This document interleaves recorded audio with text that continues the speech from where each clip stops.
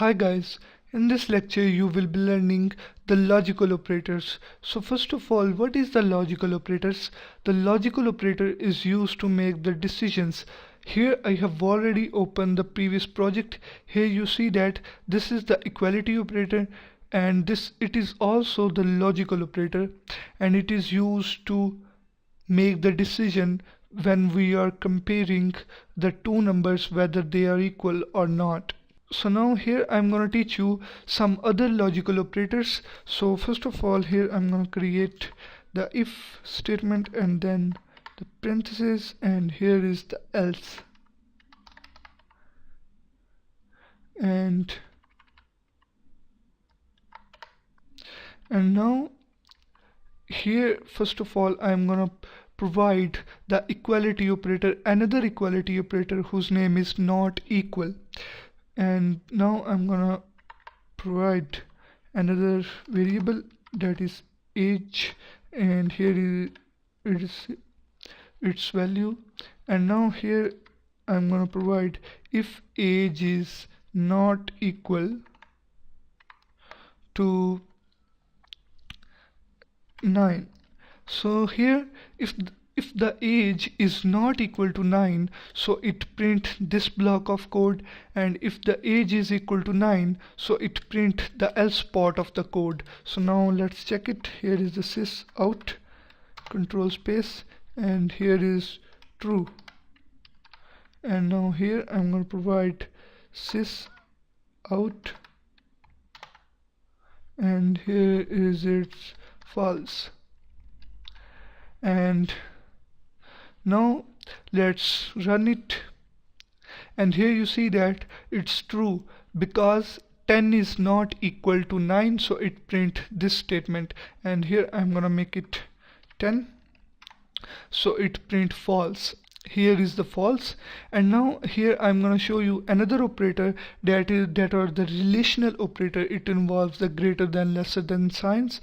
So now here I'm gonna provide lesser than sign. So if the age is less than 10, so it print this statement that is true, and if the age is greater than 10, so it print this statement. So now here I'm going to change the value because the both values are same. So now let's execute it. Here the age is not less than 9, so because the age have the 10 value, so it greater than 9, so it print false. And here I'm gonna make it 8. So now let's execute it, and here you see that it's true because the age is 8 and it's less than 9. And you can also able to provide greater than sign, and now here I'm gonna provide 7. So now age is greater than 7, so it's true. And if we provide 6, so now age is not greater than 6. So now you can also able to provide another operator that is greater than or equal. So here I'm gonna write greater than or equal. So if the age is greater than or equal to 7, so it print true. And here is age, that is 8, so it print true. And here I'm gonna make it 8, so the both values are 8. Here is 8. So now let's execute it. So it's true. And if I'm gonna make it 3, so let's check it, it print false. Okay, make it 30. So now let's check it, it's false. And you can also able to provide the lesser than equal sign. Here is the lesser than equal sign, and now let's check it. So if the age is less than or equal to 30, so 8 is less than or equal to 30, and here I'm gonna make it 8.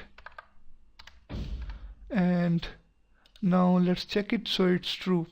And here you see that we have provided only one condition in the single if statement, but here if we want to provide another condition, so what we need to do, just write the variable. And here I'm gonna write if the age is greater than 7 and age is less than 10. So now in between these we must need to provide the operator. We are able to provide only two operators. First one is the AND operator, second one is the OR operator. So here I'm gonna provide the AND operator. This is the ampersand sign and its name is AND operator. So now what's the functionality of this operator? When the both conditions are true, when the age is less than 10, so it's true. When the age is greater than 7, so it also true. So it print this block of code when the both conditions are true. If this one or both conditions are false, so it print this statement. So now let's check it. So here is it's true, and you can also able to provide here 2, 3 or 4 or many conditions. And now here I'm gonna provide the OR sign. Here is the OR sign.